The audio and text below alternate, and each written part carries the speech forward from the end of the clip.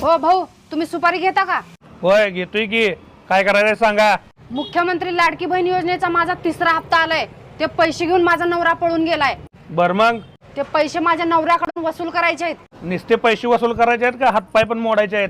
नाही नाही, फक्त पैसे वसूल करायचे आहेत. ओके, झालं म्हणून समजा तुमचं काम. आणलं त्याला धरून. बघा त्या मॅडमच्या नवऱ्याला. हो मॅडम, काढ पैसे. कुठे आहेत पैसे?